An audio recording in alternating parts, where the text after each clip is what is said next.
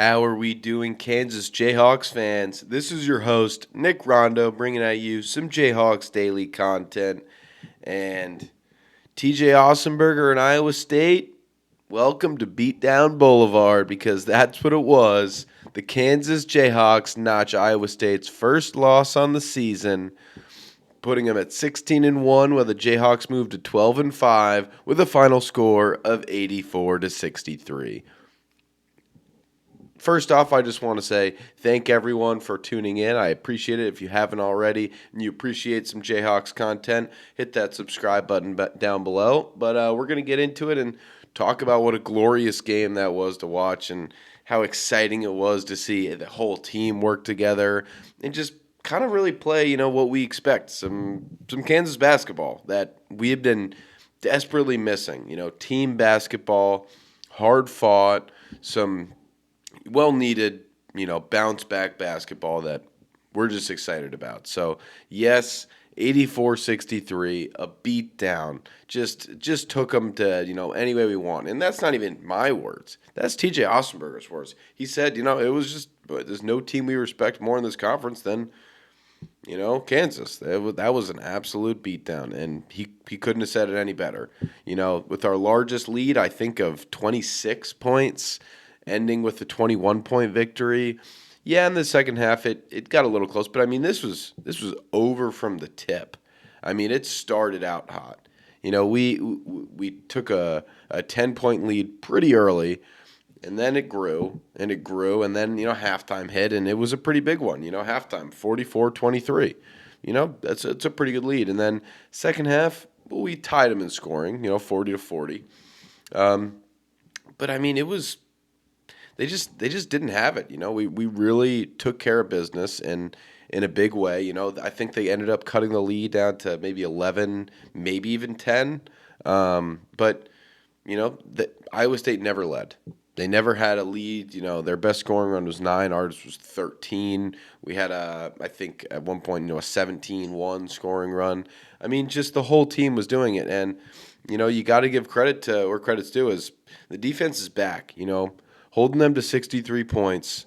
Them as a team, they shot, I believe, 37% from the field. They shot 33% from three. It was just excellent. It was absolutely excellent to watch what they did. Rebounding, we only out-rebounded them by 1, but it's because we were shooting, 50+% from the field. That's excellent. Everyone came out aggressive. Everyone came out hungry. And early on, we saw some points in the paint. We saw that as definitely, that was a key factor for them. Points in the paint, we ended up with 32. I think in the first half it was actually looking, pretty good and then just kind of slowed down. But we established Flory Badunga early. We established Bryson Tiller early. Bryson Tiller, right from the get-go, it looked like he was intentional from him. He didn't play a spectacular game, but he played a game that was, worth noting because he was on the hot seat for the past couple games, for sure. People are saying it's completely lost player from that UNC game, second game of the season, where he was lights out from three. Yes, he fouled out early again, so it kind of showed us what kind of player he would be, but he turned out to be great. This was an excellent game from him. The bench that we got played, Jamari McDowell and Marco Jackson, they played excellent on the bench, and that was the weird thing, and again, I don't mind it because it worked so well. Everyone that played was playing so well together, was the fact that we didn't see Cole Rosario. We didn't see Jaden Dawson. No Paul Mbia. It was, those guys sat on the bench. The only bench players that we saw besides, the clearing the bench for 25 seconds from Bill was, Marco and Jamari. And they played great. Marco played very well. Jamari played excellent. He really did. 2 of 3 from three-point from him. You got to speak to his kind of character. And the fog was bumping. Everyone, that was a big game that we knew we had to win. And Jamari McDowell is a real heart and soul. He is a guy who gets the crowd going, loves every big play. It doesn't matter if it's an 18-point lead. He gets a block, he gets a steal or something like that, or a big rebound.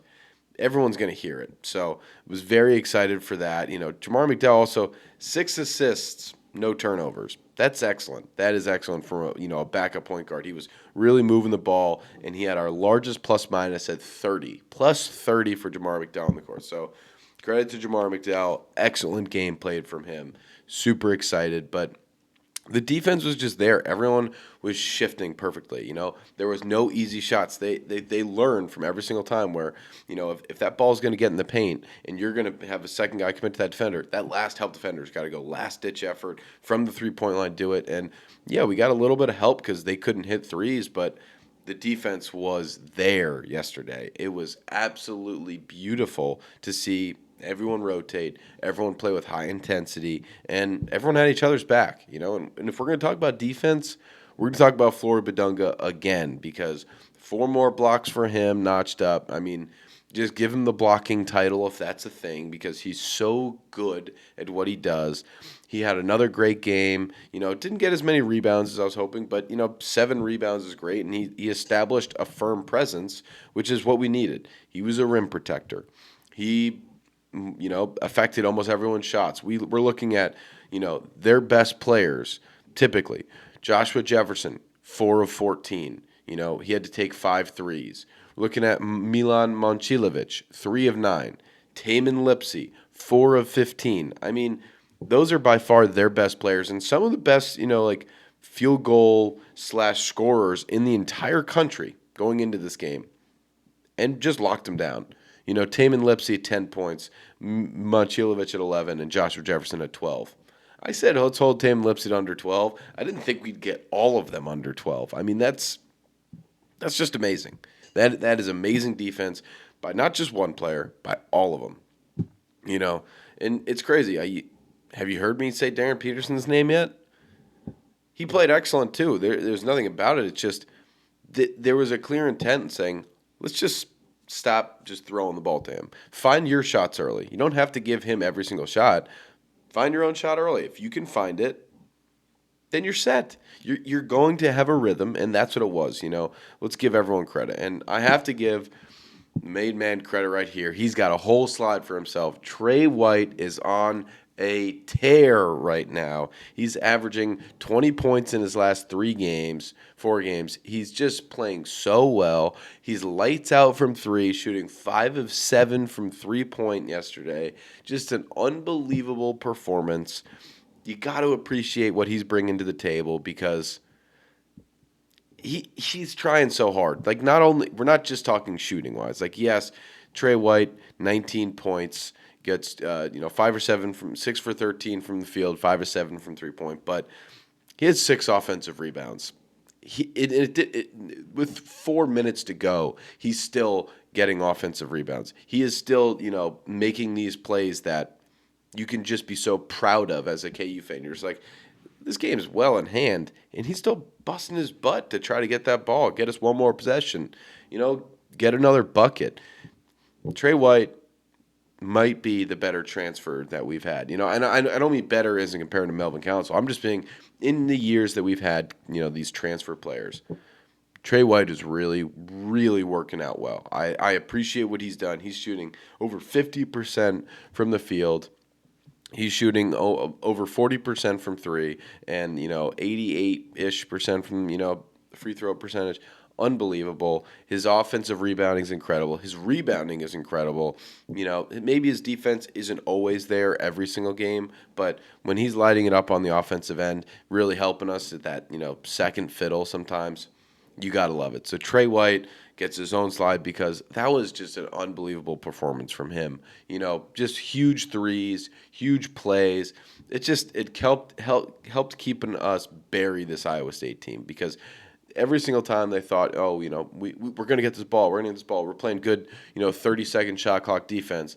That ball ends up in Trey White's hands in the corner, buried it for 3, and it led to a big win in a big way because that was a number 2 ranked Iowa State team, an undefeated. Everyone thinking this Ossenberger machine was going to go in and absolutely just whack us. Well, we whacked them. That's what happened. It was a hit, and we took the win, and it was excellent to watch. I mean, I just from every perspective, Melvin Council, excellent game too. Like I haven't even mentioned him. He played amazing. 15 points. He had all the energy, 3 assists, 2 of 3 from three. These are the things you just really got to appreciate that they came back with a vengeance because they know last week was unacceptable. It was highly unacceptable from, a KU standard. Like we should have been 0-3 if it wasn't for an incredible comeback and a real high energy situation with TCU. We would have been 0-3 in conference for the first time since I don't know 1981. We'll probably say. I know it had to have been back in the 80s, but it was an incredible performance to say we're back. This is the toughest competition in the league, to be honest. Like yes, I would put Arizona up there as well, and yeah, they're coming up, but you know that's the test. We passed the test. Yes, it's at Fog Allen. So you know what? It means we got to go do it on the road now. It means we've got some tough games. Like in a couple weeks, we've got BYU coming to Fog. So are we going to give that same kind of energy, that same kind of praise to this team after that game? I could only hope, but I will say one thing: the whole league's on notice. They have to be, And just some quotes from after the game that I love to see, love to hear, and some of the things you just love to see on the court. It spoke to you. Darren Peterson after the game saying, him trying to dunk over a couple people, something he couldn't even imagine doing a couple weeks ago, shows how his body's responding and actually getting better. Like he's getting more to full energy, full capacity of what his potential is.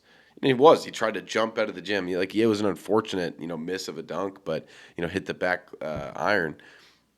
But I mean, this is the energy. This is the fun stuff you want to see. Like, you want to see a high flyer. You want to see your best player, who's an unbelievable scorer, going to be drafted, top 3 in the draft.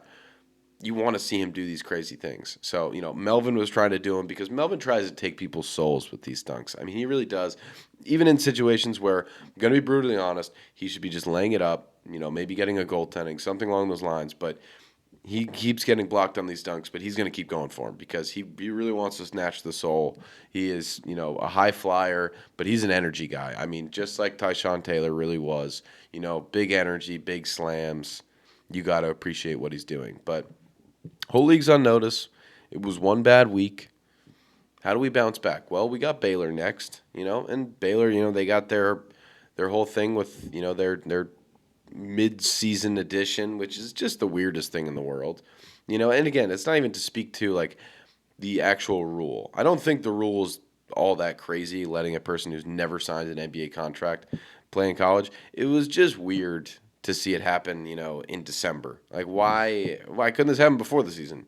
Like he still, it clearly sounds like he still had like NBA hopes this season. And then he's like, well, I think I could make a little bit better sense in college, maybe a little bit more cash. Like, no, I just do it at the beginning of the season. Who knows? But Baylor's up next, and great team, very very very good team. Definitely going to have our hands full with that one. But we've really got to keep stepping up because this conference schedule, it's not like it's going to get any easier. This is KU basketball. This is Big 12 basketball, and we got to start winning some more games because yes, we still do have a few losses in conference play. That's UCF is going to haunt us. Absolutely going to haunt us. West Virginia, that's going to haunt us. So what does it mean? Well, it means we got to pick up some wins where we didn't think we were going to have them.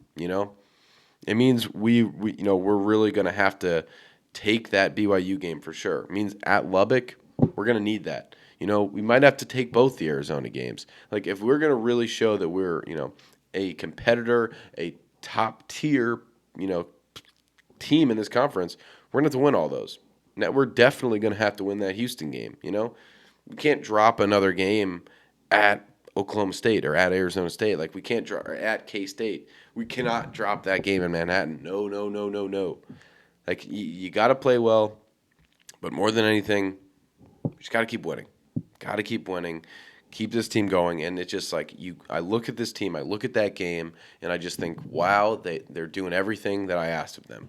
They're rebounding well, they're defending better, they're switching, their offense is moving. Everyone's moving off the ball. Everyone wants to contribute, not just let's watch Darren go shoot threes. Let's let Melvin drive and, we'll wait. Trey White's crashing the boards. Floor Badunga is right on. Like, so many times it was amazing to see, a good pump fake from the outside. Whether it was El Marco, whether it was Melvin, Darren, whoever it was.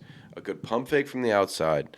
Get the defender up in the air. Dribble. See that, help defender come. And then instead of dishing it all the way over to the other three-point guy, maybe fake that pass and lay it right into Bryson Tiller, to Flory Badunga, to Trey White, whoever it was. Saw that a few times, and it made me feel great to see that this team, it was a bad week. It was a bad week, but this team can still play some great ball. So incredibly excited for what this, team's got up next, for, how they're going to continue. Yes, we've got Baylor on Friday, a decent turnaround. That's a couple of quick games, but Baylor, then we'll go at Colorado, at K-State, and then that BYU game at home. So we'll see what we've got next in store. I'm loving what Bill Self has done to these guys to rile them up, say, let's get them their first loss. Let's show them that we're the best team in the conference, because it worked. Darren played well. Melvin played well. All the starters played well. Marco Jamari off the bench played excellent. That was a great 7 guys to watch play basketball. I'm hoping this Baylor game, quick turnaround. Maybe we're going to see some more Cole Rosario. Maybe we'll see some Jaden Dawson. Who knows? But no matter what, we just got to get that win. So very excited. Let's see Darren get his 20 again, But just appreciate everyone for tuning in. What do you guys think? Let me know. I mean, you got to sound off in the comments how great it was to beat, the Cyclones like that. What, to give them their first loss of the season? That was their best program start in their history, I believe. That's got to feel great. So sound off what you thought about the game, how you're feeling about this team now. My score prediction wasn't that far off. I just thought Iowa State would have scored a couple more points, but I still had the win, right? What can I say? But seriously, thank you so much. Like, comment, anything. Subscribe if you haven't already to this content. If you love Jayhawks basketball, or if you just like my voice or college basketball, who knows? Very much appreciate it. But thank you guys so much, and rock chalk. Go Jayhawks.